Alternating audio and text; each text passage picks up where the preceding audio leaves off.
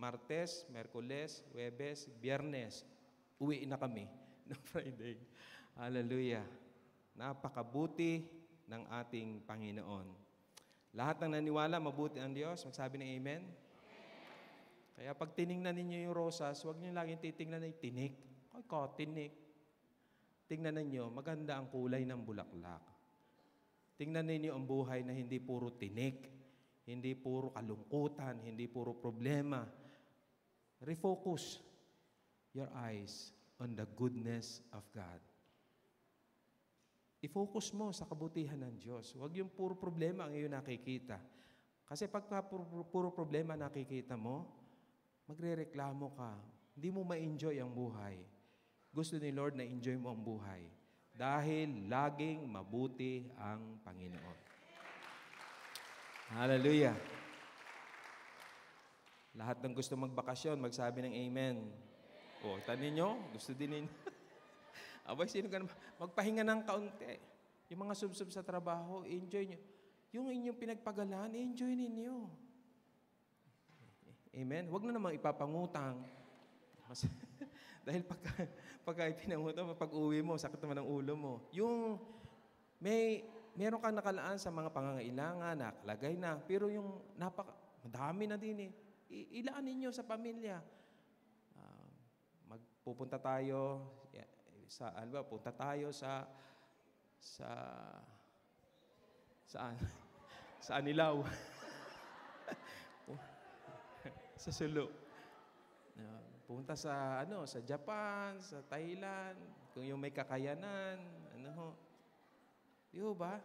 Enjoy ang pamilya, hindi puro trabaho nang inyong pinagpagalan.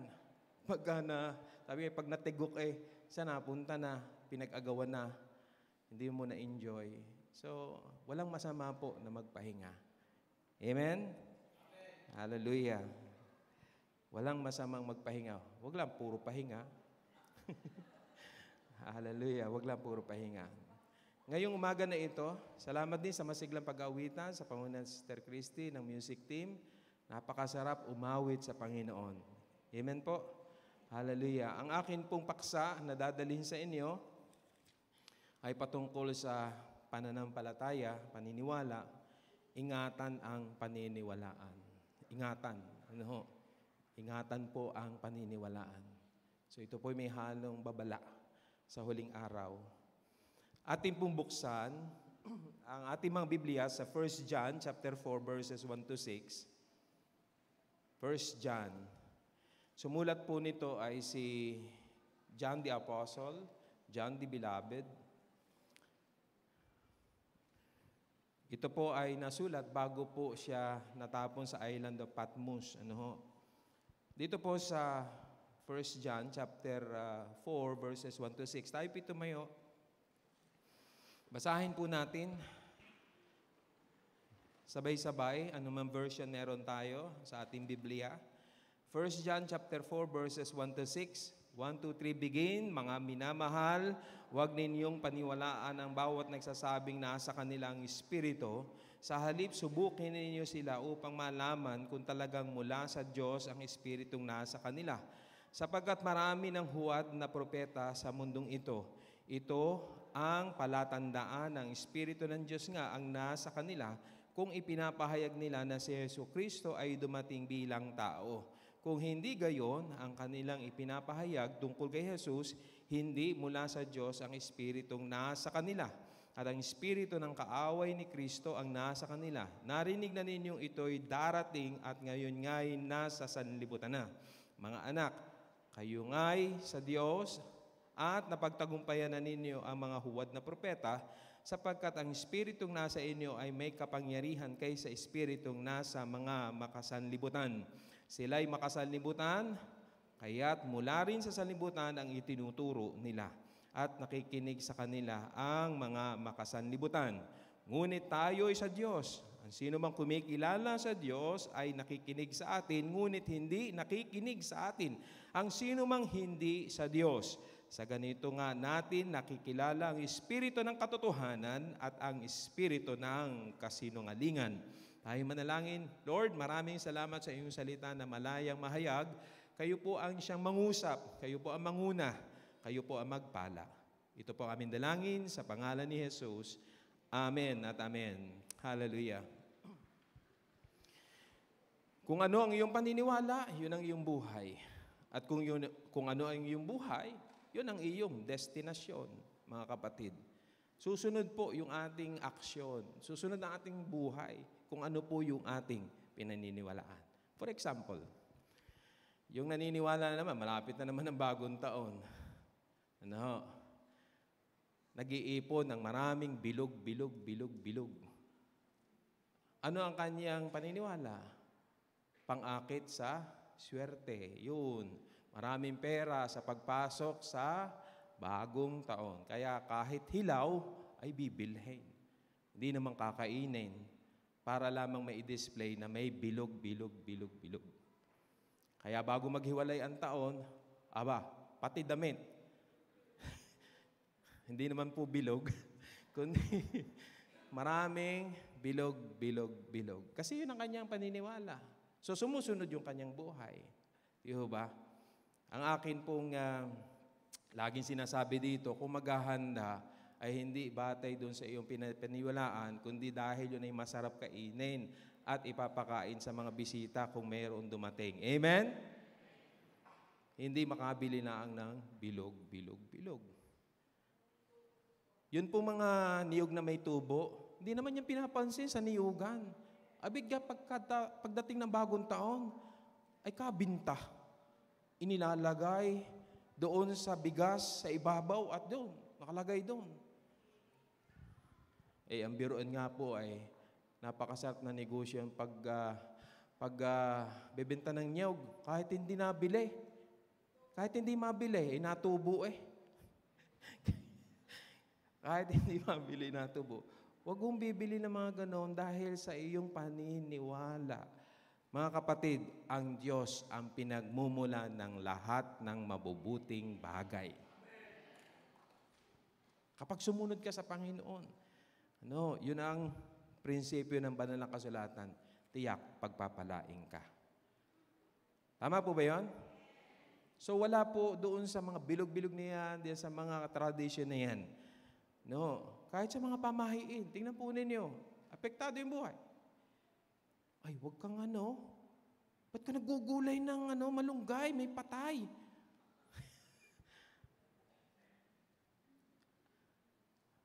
Sabi nga po maggulay tayo para humaba ang buhay. Sabi ng bata, tayo may kumain ng karne, baka hindi na tayo mamatay. Wala sa gulay ang paghaba ng buhay. Kasi ang malunggay nanlalagas. Tsaka yung mga gulay na nakabag, pagka may namatay, huwag kang kakain dahil nakabag yun. Mga pamahiin. Malaya na tayo doon, mga kapatid. Amen. Wala sa gulay ang paghaba ng buhay. Wala din sa pansit.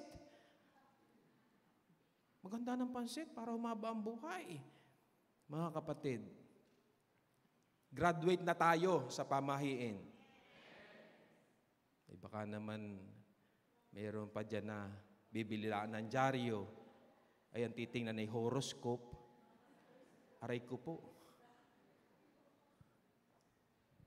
Yung pwesto ng bituin. Kaya alam na alam niya yung kanyang zodiac sign.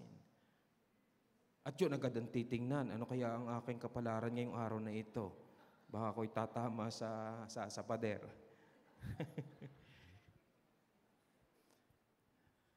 Merong isang matanda na narinig ko yung kwento. Pumunta sa bundok. Siya po ay nadapa, pinayahan, tinayan sa waiting. Ang kanyang isip, kailan kaya uli ako madadapa? Wala sa waiting ang swerte. Wala sa loto ang swerte. Mga kapatid, laging nasa Panginoon ang tunay na pagpapala. Amen po ba? So, kung ano ang kanyang pinapaniwalaan, sumusunod yung kanyang buhay. Pag may dumating sa bahay, gabi na, pwede ka makautang. Naku, bawal na, gabi na. Bakit ka nagwawalay sa hapon? Bawal magwalis sa hapon. Yan po yung mga pamahiin. Kaya hindi nga siya nagwawalis sa hapon. Kahit nakadumi na, ayos lang. Kasi natatakot siya na lumayo ang swerte. Anong kinalaman ng gabok doon sa swerte? Magwalis ka sa umaga, magwalis ka sa tanghali. Okay lamang yun. Kung kayo nagwawalis sa madaling araw at hindi ka makakatulog, di wala din problema doon. Mga kapatid, napakahalaga ng paniniwala. At sa huling araw na ito, ang sabi doon sa Matthew 24:5-11, may warning po dito, mga kapatid, sa Panginoon. May warning na sa huling araw po. 24 verse 5, ang sabi po dito, maraming paririto sa pangalan ko at magpapanggap na sila ang Kristo at marami silang maililigaw. Verse 11, ito po, sabi doon, maraming magpapanggap na propeta at ililigaw ang mga tao. Sa uling araw, may mga false prophet, false teachers. Kaya mag-ingat ho tayo ng ating pinapakinggan at paniniwalaan sa huling araw na ito. Arang sabi ho doon, kanina ko po tiningnan, sa Gawa, Kapitulo 20. Ito po, aalis si Pablo, pinagbilinan niya doon sa elder sa Efeso.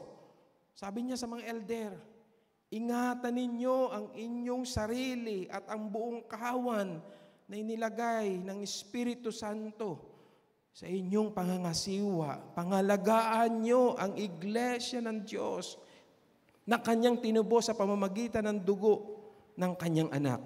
Alam kong pag-alis ko'y magsisipasok ang mababangis na asong gubat. Ito pong asong gubat, alam po ba nyo kung sino ito? Mga false teachers to, mga false prophets po ito. Hindi po maamo ang asong gubat. Naninila po yan. Ang sabi dito, at walang patawad nilang lalapain ng kawan. Yung tinutukoy na kawan po, yan po ay iglesia. Hello, mga kapatid. Ang gusto ng kaaway lapain ay ang iglesia. Wasakin, ilayo, iligaw sa Panginoon. At ang panliligaw na gagamitin ay ang mga maling katuruan. Kaya naglipa na po ngayon ang mga mangaral, naglipa na po ngayon ang maraming mga nagtuturo. Kaya ang sabi po dito ni Juan, ni John the Beloved, tingnan po, balik po tayo sa ating teksto. Alam po ninyo, ito pong unang Juan, ang issue po dito ay Gnosticism. Noong panahon na iyon, anong ibig sabihin yan? Merong babala, lalo na sa mga lumalagan na katuruan tungkol sa Gnosticism. Ano ba ang kanilang paniniwala? Naniniwala na ang espiritu lang ang mabuti, ngunit ang katawan ay masama. All matters are evil. Kaya nga sa kanila, walang incarnation. Hindi pwedeng ang Diyos magkatawang tao, ang katawan ay masama. Kaya tinatanggihan nila yung pong pagkakatawang tao ng Diyos. Naniniwala sila na ang salvation ay makakamtan lamang sa pamamagitan ng pagkakaroon ng higher knowledge, gnosis, knowledge. Alam naman natin po, ang kaligtasan ay sa pamamagitan ng biyaya. By grace, through faith in Christ. Naniniwala na si Jesus ay may katawan, ngunit di totoo ang katawan at iniwan na ito before crucifixion. Hindi totoo ang katawan. No. Yun po ang kanilang paniniwala. So iniiwan na niya before crucifixion itong katawan na ito. Dumating po hindi sa kapanganakan kundi sa baptism. Sa water baptism, doon dumating yung Espiritu sa kanya at noong bago siya ipako sa krus, umalis na. So napakahalaga po ng ating paniniwala at ang ating paniniwala dapat laging nakasalig sa salita ng Diyos. Ang highest authority Ang highest authority ay ang Panginoon, ang salita ng Diyos. Lahat ng authority delegated. Lahat ng authority ibinigay lamang. Alam po ninyo, ang authority ng Panginoon, wala akong nagbigay. Kasi may authority siya sa kanyang sarili. Sino ang nagbigay ng kapamalaan sa kanya na tawagin na siya ay Diyos? Wala po. Intrinsic yung kanyang authority. Ang atin po, delegated. Kaya naman, nung pong pinagbawalan si Juan at saka si Pedro na mangaral ng salita ng Diyos, sabi po ng Biblia, sumunod sa mga nasa pamahalaan. Pero nung pinagbawalan, ito pong si Pedro at si Juan, ano ang sabi ni Pedro, ni Juan? We will obey God rather than men. Si Shadrach, Meshach at Abednego, nasa authority si Nebuchadnezzar. Pero ang kaniyang pinapagawa dito sa tatlo na ito na magkakaibigan ay lumuhod doon sa pinatayo niya na ribulto. Kung hindi, itatapon sila doon sa naglalagabdab na horno. Pero sumunod ba sila? Hindi. Hindi sila sumunod kasi mas sinunod nila yung authority ng Panginoon. Kahit pa ho sa Galatia 1:8, pakinggan ninyo.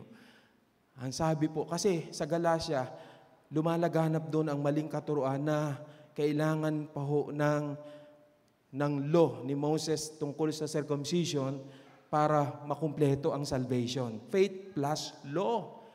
Another gospel. Pero alam nyo, sabi po ni Pablo sa Galatia 1:8, pwede nyo i-check yan. Ang sabi doon, kahit ako, kahit anghel pa, ang mangaral ng ibang mabuting balita, hindi po yung puro. Yung good news ay na kay Kristo lamang. Nakapundasyon, nakasentro kay Kristo, wala nang iba. Ang ebanghelyo ay nakasentro kay Kristo. Pero kung dagdagan mo, ang sabi ni Pablo, kahit ako, sabi, apostol na siya, kahit ako, kahit anghel, pagka nangaral ng iba na mabuting balita, siya'y matakwil. Huwag paniwalaan. Ano sinasabi dito? Kahit pa sabihin ng isang tao, nangusap sa akin ang Panginoon. Hello? Nangusap sa akin. Narinig ko sa aking panaginip. Hindi inireveal sa iba, pero binigay sa akin. Darating na si Kristo sa December 1. Boy, birthday ko yun . Kayo maniwala. Kahit pa sabihin niya na siya ay nangusap sa kanya si Lord. Darating daw. Kunyari lang naman yun. May mag-prophesy. Darating na si Kristo, December 1. Okay, maniwala. Bakit? Ang sabi ng Biblia, no one knows the time, the hour of His second coming. He will be coming as the thief in the night. Huwag kang maniwala. False prophet yun. Bakit? Kasi ang sabi ng Biblia, walang nakakaalam. Pag hindi mo alam ang Biblia, hindi mo alam ang salita ng Diyos, yun nga, magiging buhay mo. Malalayo ka. Napansin po ninyo, dito po sa dito po sa 1 John, yung chapter 2, makikita nyo, naroon yung po yung denial of His deity. Ang tawag din sa kanila, Antichrist. Sabi po doon, kaaway ni Kristo, laban kay Kristo. Pag dininay mo yung kanyang pagka-Diyos. Pero pagdating ho dito sa chapter 4, denial of His humanity. Pag dininay mo naman ang kanyang humanity, ganun din, Antikristo din. Kaya masusubok mo ang isang pananampalataya, subukin mo kung ano ang kanyang pananampalataya, paniniwala kay Kristo. Pansinin po ninyo, himayin po natin. Ang sabi po ni Juan, subukin. At sabi sa verse 2, ito ang palatandaan ng Espiritu ng Diyos nga ang nasa kanila kung ipinapahayag nila na si Jesucristo ay dumating bilang tao. So ang pagsusuri ng isang aral ay nakatuon, ano bang aral niya tungkol kay Kristo?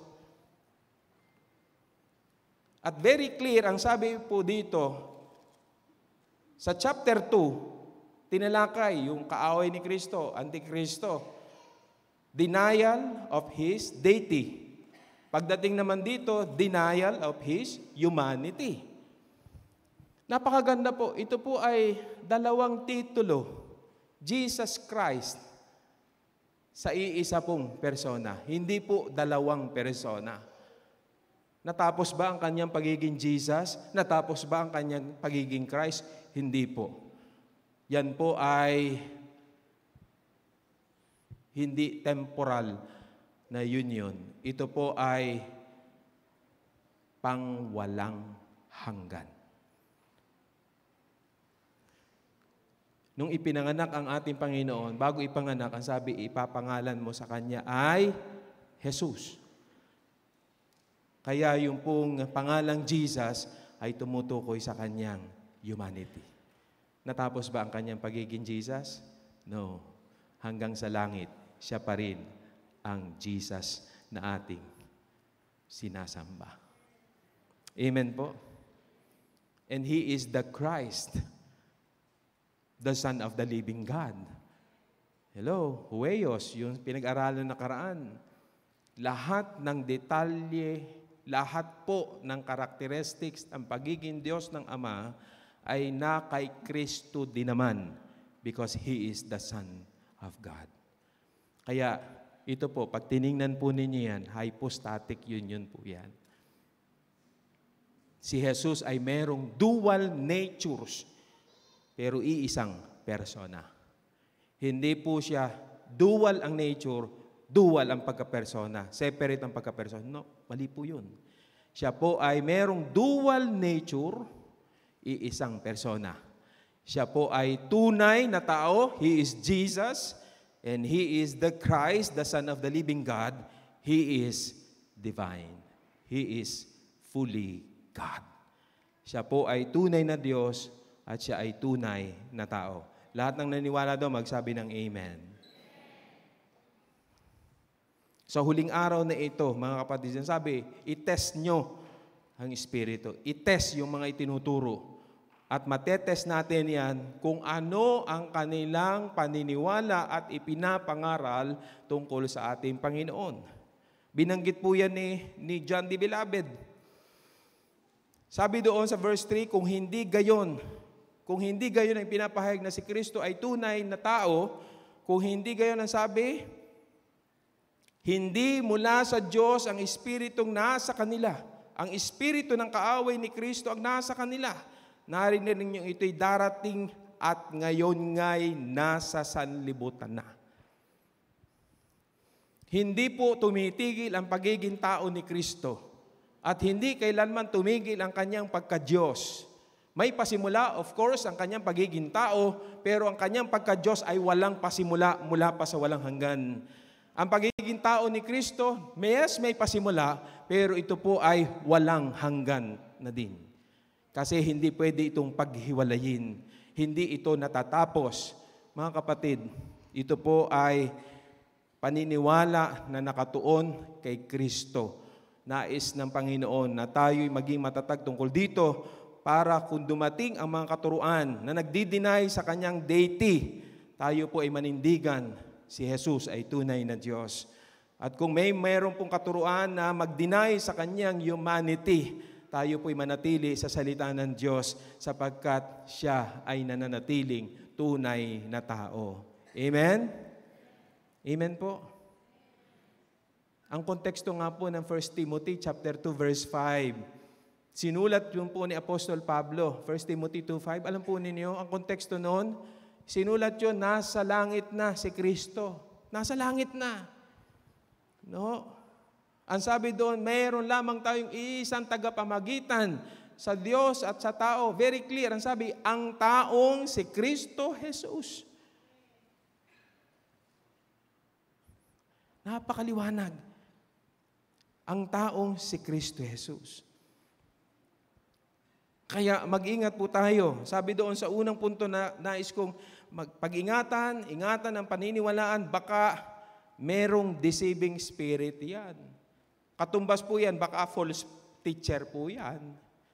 Verses 1 and 2, mga minamahal, huwag niyong paniwalaan ang bawat nagsasabing nasa kanila ang Espiritu. Yan po. Sasabihin, revelationary sa akin, nangusap sa akin, ito ang sabi ng Diyos. Sa Old Testament, ginagamit po rin yan, mga kapatid. Ito ang sabi ni Yahweh, ito ang sabi ng Panginoon. Thus saith the Lord. Si Ananias, yan din po ang sinabi noong panahon ni Jeremiah. Tuwan-tuwa yung mga tao nung marinig na 2 taon na lamang. Yung kapangyarihan, yung authority ng Babylonia, 2 taon lamang, palalayain na sila. Pero masakit sa pandinig yung kay Jeremiah, 70 years. Ay kung ang mga tao nga naman pamimiliin, sa pagkaalipin at sa pagtapon, alingaga naman ang pipiliin. Gusto niya 2 taon o kaya ay 70 taon. Siyempre gusto ng mga tao yung nakakiliti sa tenga, yung masarap pakinggan, kaya tuwa doon kay Ananias. Pero gumamit din. Ito ang sabi ng Panginoon. Pero yung sabi kay Jeremiah ng Panginoon, bago matapos ang taong ito, mamamatay si Ananias. Ay 7 buwan pa lamang ang lumilipas, namatay nga. Kasi hindi yun ang sabi ng Panginoon. Kaya ingat po. Ito ang sabi sa akin ng Panginoon. Ito ang revelation sa akin, nangusap sa akin.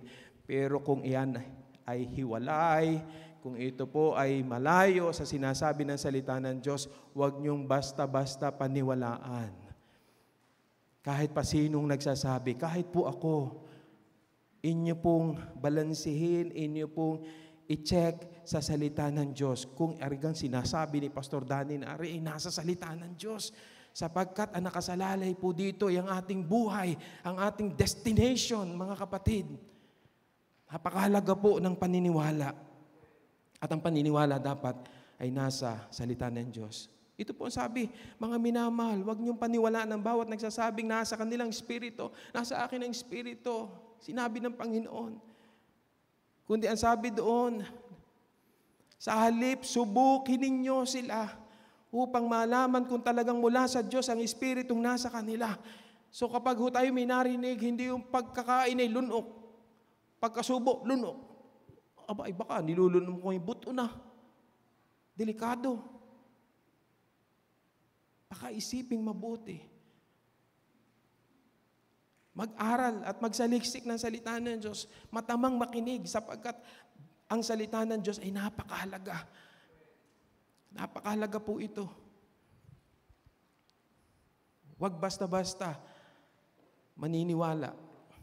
Subukin ang wika ni Juan sa salita ng Diyos. Padaanin sa apoy. Yan ba ang tinuturo ng Biblia? Kumusta ang kanyang buhay? At sabi po dito sa teksto, kumusta ang kanyang doktrina tungkol kay Kristo? Kumusta? Paano niya ipinapangaral ang tungkol kay Jesus? Diyan po natin masusubok. Gusto lang ba niya ay yung sabihin ay yung magugustuhan ng kanyang tagapakinig?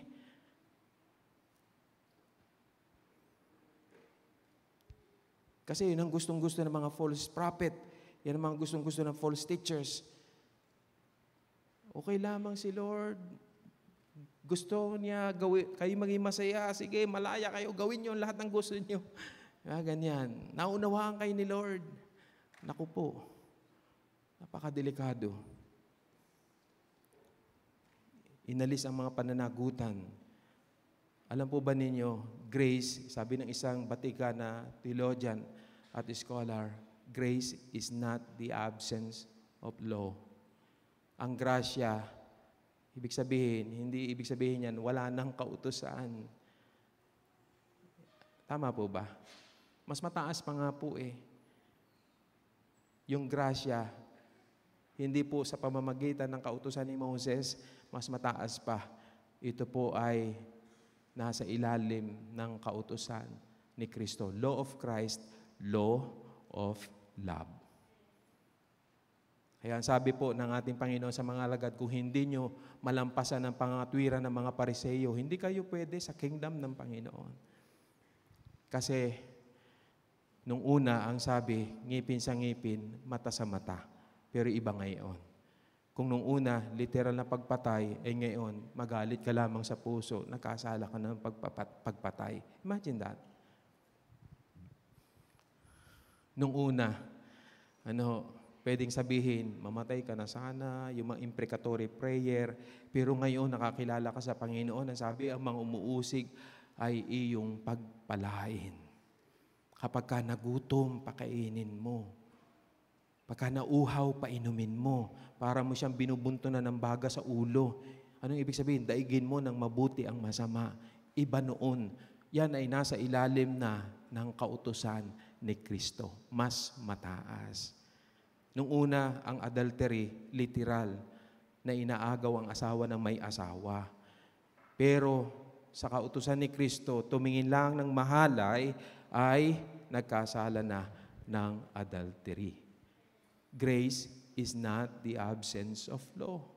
Hindi ibig sabihin, nasa panahon ng biyaya, pwede na natin gawin ang lahat ng magustuhan natin at naiintindihan tayo ni Lord. Hindi po gayon, mga kapatid.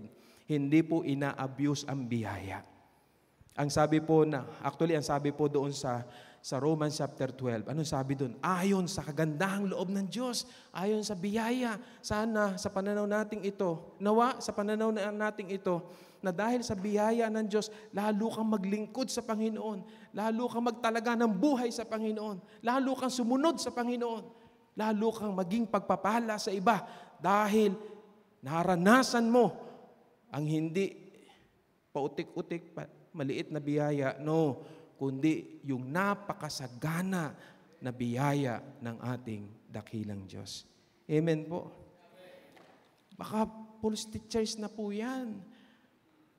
Baka meron siyang deceiving spirit na. Ang sabi po doon sa verse 6, ngunit tayo'y sa Diyos, ang sino mang kumikilala sa Diyos ay nakikinig sa atin, ngunit hindi nakikinig sa atin ang sino mang hindi sa Diyos. Sa ganito nga natin makikilala ang espiritu ng katotohanan at ang espiritu ng kasinungalingan. Paano natin malaman? Sa pagitan ng salita ng Diyos.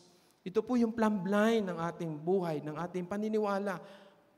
Yung plumb line, yan po ay gamit na gamit ng karpintero, gamit na gamit yan ng mga mason. Ano ho ba yung plumb line sa Tagalog? Hulog. Huwag lang masasabihin, parang risala sa hulog. Huwag lang masasabihin ng gayon. Alam kapag ka ang pader ay tagilid. Pagka hinulugan, anak ko sala sa hulog Pagka ang paniniwala ng isang tao, pinapangaral niya, itinuturo niya, chinek mo, may dala kang hulog na salita ng Diyos, mahulugan kaya yun? Naku, ay tagilid I-test. Baka false teacher yan. Pangalawa, baka false prophet yan. Verse 3 and 4. Kung hindi gayon ang kaniyang ipinapahayag tungkol kay Jesus, hindi mula sa Diyos ang espiritong nasa kanila, ang espiritu ng kaaway ni Kristo ang nasa kanila. Narinig na ninyo ito'y darating at ngayon nga'y nasa sanlibutan na. So binanggit po sa unang bahagi din, sabi doon sa verse 1, mga minamahal, huwag niyong paniwalaan ang bawat nagsasabing nasa kanilang espiritu. Sa halip, subukin ninyo sila upang malaman kung talagang mula sa Diyos ang espiritong nasa kanila. Ito po, sapagkat marami ng huwad na propeta sa mundong ito. Huwad, fake. Pagka sanay ka na, masanay ka sa totoo, alam mo yung fake. Tama ho? Hindi natin minamaster yung fake.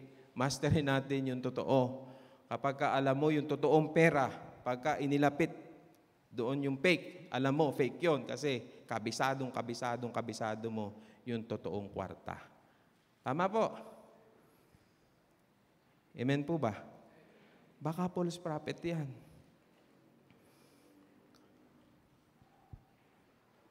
Meron pong mag-asawa, lumapit sa unahan. Ay nag-prophesy.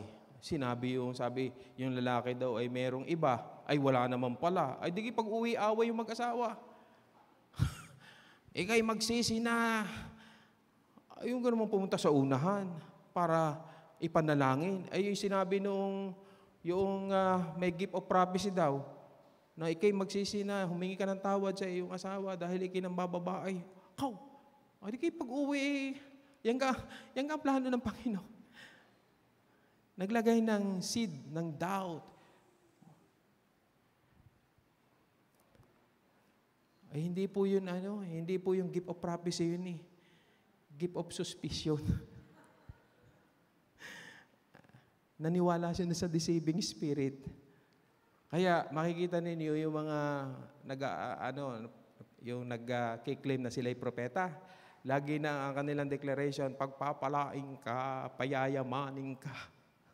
Laging gayon. Hindi katulad halimbawa ng prophet sa Bible, talaga very specific yung mga prophecy nila. At nangyayari talaga kapag ito ay mula sa Panginoon. Amen po?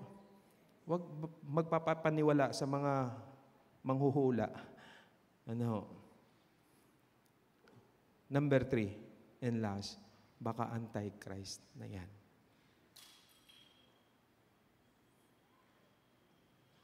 Ang antichrist, hindi laging iniisip natin, inaatake si Kristo. Ang antichrist, may ibig sabihin na pinapalitan nila si Kristo. Merong mga nag-claim, He is the Christ. He is also an antichrist in replace of. At maliwanag ho dito, based on context, at gusto natin maging clear ito sa bawat isa. Ayaw natin na matawag na antichrist. Dahil kasi mahal natin ang Panginoon. Amen po? Ayaw natin na mabansagan na tayo ay laban, kaaway ni Kristo. Pero kung madideceive, kahit ayaw mo, sa iyong declaration, sa iyong pagpapahayag tungkol kay Kristo, you become an antichrist. At very clear, sa chapter 2, denial of His deity is an act of being an antichrist. And denial of His humanity, based dito po sa chapter 4. Masakit man, pero ito ang totoo, pag dininay mo ang kanyang humanity. Kasi siya po'y nananatili na tunay na Diyos, tunay na tao. Tapos i-deny mo yung kanyang humanity. Sabi, very clear, based on context, you become an antichrist. Ito po ang sabi. Hindi ko po sabi yan. Ito po ang sabi ng salita ng Diyos. Ngayon, kung may dumating na paniniwala na pagpapahayag, denial of His humanity, you are now empowered. You are now given the truth of His Word na ang Kanya pong pagka-Diyos ay hindi po nawawala at hindi kailanman nawala. Nanatili ito noon, ngayon at magpakailanman. At ang Kanyang humanity ay nanatili mula nang Siya po ay ipaglihi hanggang sa Siya po ay isinilang, hanggang sa Siya po ay ipinako sa krus, hanggang sa Siya ay mabuhay na maguli, hanggang sa Siya ay umakyat sa langit, hanggang sa Siya ay muling babalik, He remains to be 100% human. Ito po ang katotohanan. Sapagkat pag inalis mo ang Kanyang humanity, sino pa ang makakaunawa sa atin? Hello, mga kapatid. Siya ang unang bunga ng pagkabuhay na mag-uli. Alam po ba niyo ang redemption ay hindi lamang spiritual death? Redemption from spiritual death. Ang spiritual death, hiwalay ang relasyon sa Panginoon. Dahil sa kasalanan, nahiwalay tayo sa Diyos. Pero dahil kay Kristo, tayo po ay nabalik sa Panginoon. Hindi lamang po ang redemption ay yun. Maging sa physical, may redemption. Hello? Dahil po sa spiritual death, dumating ang kamatayan. At ito po ang napakaganda. Dahil kay Kristo na nagkatawang tao, ang Diyos nagkatawang tao, namatay, inilibing. But thank God, si Kristo, si Jesus, ay nabuhay na maguli. Wala nang kapangyarihan ang kamatayan sa ating pisikal na katawan pagdating ng araw that you and I are clothed with incorruptible body. Kasi naging katulad tayo ni Kristo. Niredeem ang ating katawang ito. Purihin ang ating dakilang Diyos. May nananalangin doon. May nagtatanggol doon. May nakakaunawa kung ikaw ay iniwan, kung ikaw may sakit, kung ikaw nagdurusa.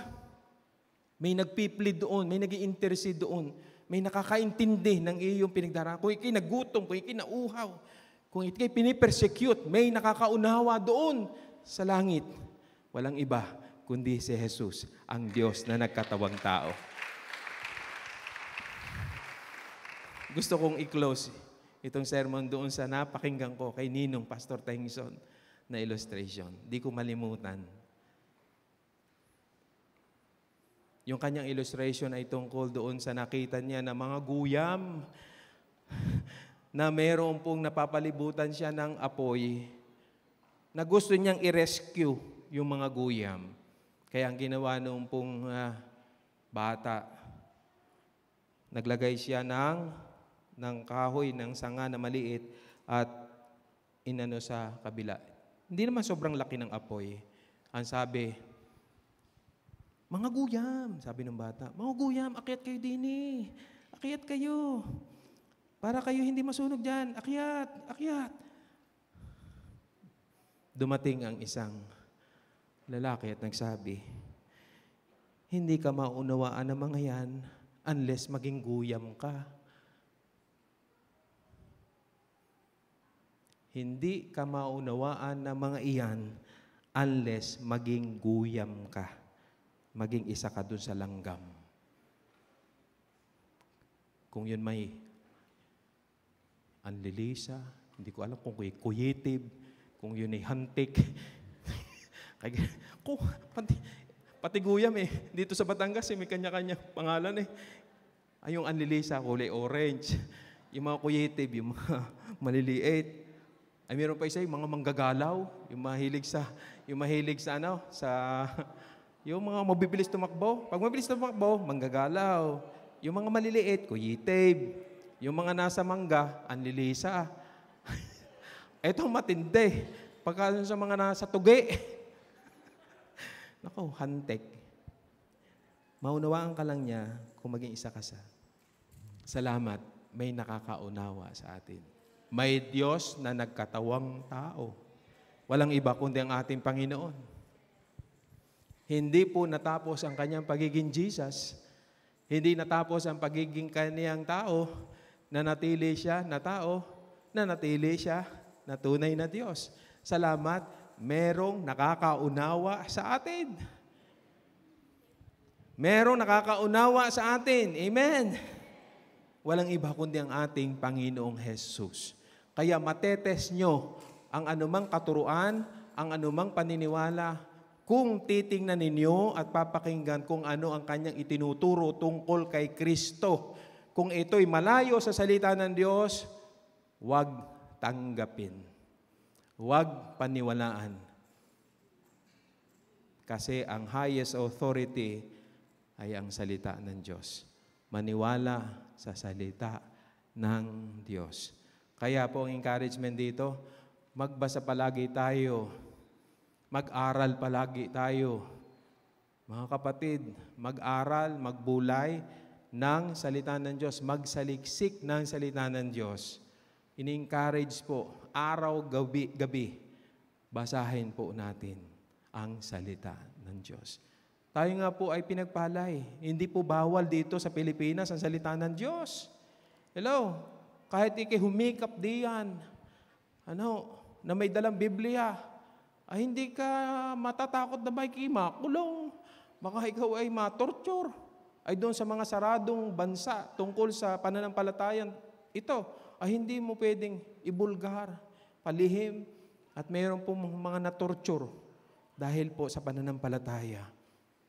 kung bakit tayo pa nasa malayang bansa ay mukhang nakakulong dahil hindi pinag-aaralan ang salita ng Diyos. Pag-aralan ho natin. Mag-aral, magbulay. Ingatan ang bawat paniniwalaan. Ingatan ang bawat paniniwalaan. Amen po? Ito po ang aking hamon sa ating lahat. Alamin mo ang tunay na sinasabi ng banal na kasulatan at huwag basta maniwala sa sinasabi ng sinumang mangangaral. Tayo po tumayo. Hallelujah. Makapangyarihang Diyos, aming Ama, salamat po sa napakasaganang biyaya at pagpapala na inyo pong ipinaranas sa amin. Salamat o aming Panginoong Hesus. Kayo'y Diyos na nagkatawang tao, namuhay na tulad ng isang alipin. Opo, kayo po ay nakaranas ng iba't ibang sakit, ng hirap. Tinalikuran ka ng iyong mga pinagaling, ng iyong mga pinagpala. Sa kabila noon, punong-puno ng biyaya ang iyong panalangin nang binigay mo doon sa krus ng Kalbaryo ang iyong mga salita. Ama, patawarin niyo sila sapagkat hindi nila nalalaman ang kanilang ginagawa. Salamat po, O Diyos, sapagkat kami na dati kaaway ay ginawang anak ng Diyos dahil kay Kristo na aming sinampalatayanan. Salamat po, Panginoon. Tunay na kayo po ay napakabuti. Bawat isa na naririto ay nakaranas ng inyong napakasaganang kahabagan, ng inyong habag, awa, biyaya, O Diyos. Kaya naman, may dahilan kami para lalo pong maglingkod sa inyo. Lalo kami na magpagamit sa inyo. Lalo po kami na magsuko ng buhay sa inyo. At sa araw-araw naming buhay, ang palaging maging nasa ng aming puso, malwalhati ka sa aming mga buhay. Salamat po sapagkat sa pananampalataya namin, O Diyos, ng aming Panginoon hindi na natili sa libingan. Siya po ay nabuhay na muli, umakyat sa langit. At ikaw ang nangako, ikaw ay muling magbabalik. Salamat po sa kaligtasan. Salamat po sa naghihintay, nag-aabang, na glorification, pagdating ng araw na iyon, na wala ng kamatayan, wala ng pagluha, wala ng sakit, wala ng karamdaman, sapagkat ang lahat ng mga bagay ay lumipas na, and we will be with the Lord forever and ever and ever. Maraming salamat, nakilala namin si Kristo na aming Hari at ang aming tagapagligtas. We praise you, Lord Jesus. Ikaw ang aming itinataas sa lugar na ito. Walang sino man na tao o sino mang maparangalan, kundi si Kristo lamang. Si Kristo lamang. Si Kristo lamang. Awitin natin yung awit, Christ is the answer. Hallelujah. Magpasalamat tayo sa Panginoon.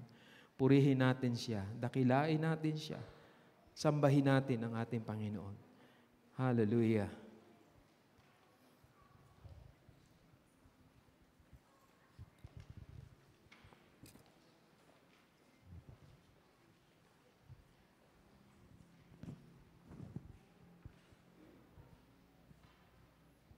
Hallelujah. Si Kristo ang patuloy na katugunan. Si Kristo ang ating tagapagligtas, ang ating manggagamot.